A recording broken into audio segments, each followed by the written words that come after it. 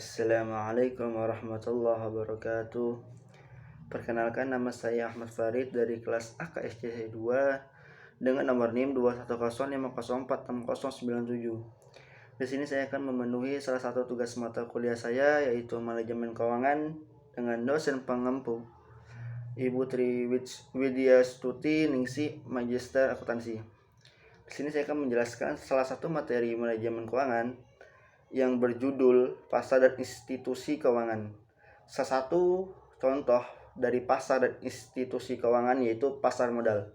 Di sini saya akan menjelaskan keseluruhan apa itu pasar modal. Sebelumnya, pasar modal merupakan tempat bertemunya para penjual serta pembeli untuk melakukan transaksi dalam rangka untuk mendapatkan modal. Pasar modal dikenal juga dengan bursa efek. Pasar modal di Indonesia yaitu Bursa Efek Indonesia.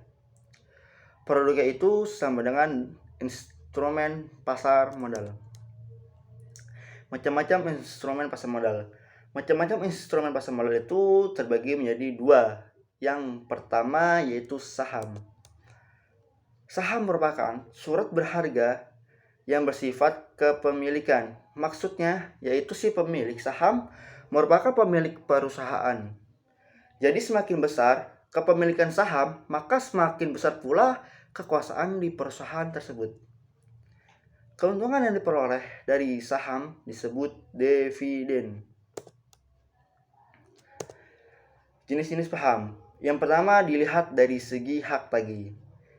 Terbagi menjadi dua. Yang pertama saham preferen, yaitu merupakan saham yang memperoleh hak utama dalam dividen serta harta apabila perusahaan sampai mengalami likuidasi. Yang kedua itu saham biasa.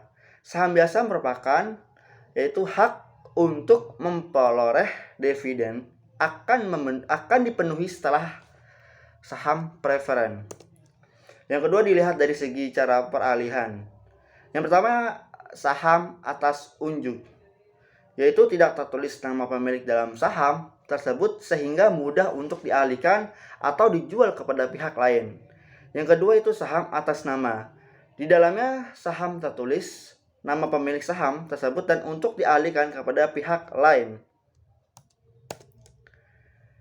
Yang kedua yaitu obligasi. Apa itu obligasi? Obligasi merupakan instrumen utang bagi perusahaan yang hendak memperoleh modal.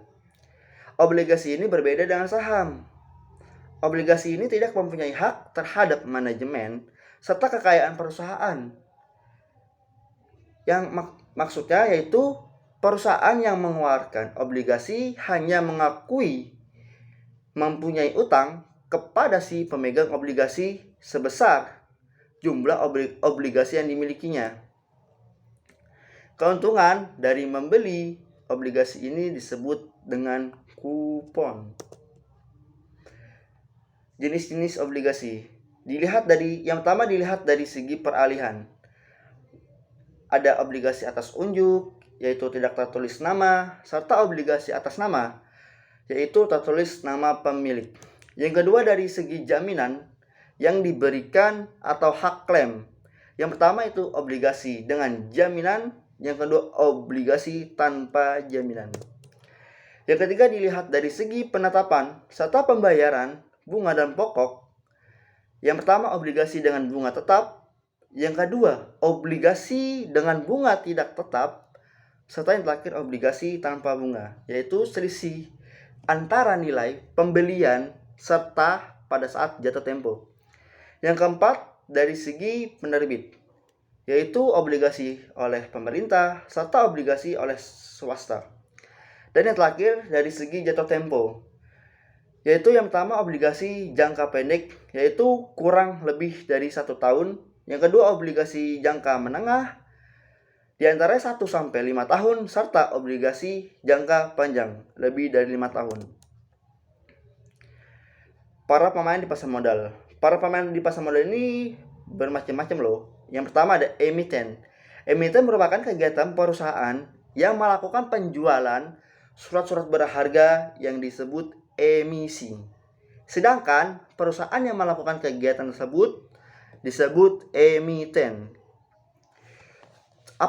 Tujuannya untuk apa? Tujuannya yaitu untuk memperluas usaha serta memperbaiki struktur modal dan mengadakan peralihan pemegang saham. Yang kedua, para investor. Pemodal yang membeli atau menanamkan modal ya di perusahaan yang melakukan emisi. Sebelum membeli, investor melakukan analisis terlebih dahulu terhadap perusahaan, termasuk melihat bonafiditas, prospek, serta analisis lainnya.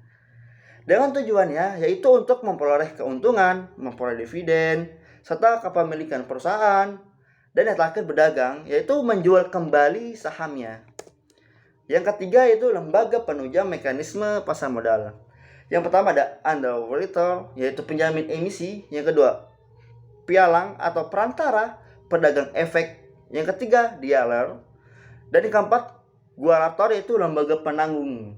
Yang keempat, trustee, yaitu wali amanat atau yang mewakili investor. Yang keenam yaitu perusahaan surat berharga. Yang ketujuh, perusahaan pengelola dana. Jadi apa kesimpulannya? Kesimpulannya, pasar modal merupakan tempat bertemunya antara penjual serta pembeli untuk melakukan aktivitas perdagangan surat-surat berharga yang dikelola secara terorganisir seperti saham, obligasi, saham preferen, saham biasa, dan lain sebagainya. Dengan menggunakan jasa perantara, underwriter, serta lembaga persangkutan dan lain-lain yang melakukan tawar-menawar sesuai aturan yang berlaku. Mungkin cukup sekian yang bisa saya sampaikan, kurang lebih mohon maaf. Wabillahi taufiq wal hidayah. Assalamualaikum warahmatullahi wabarakatuh.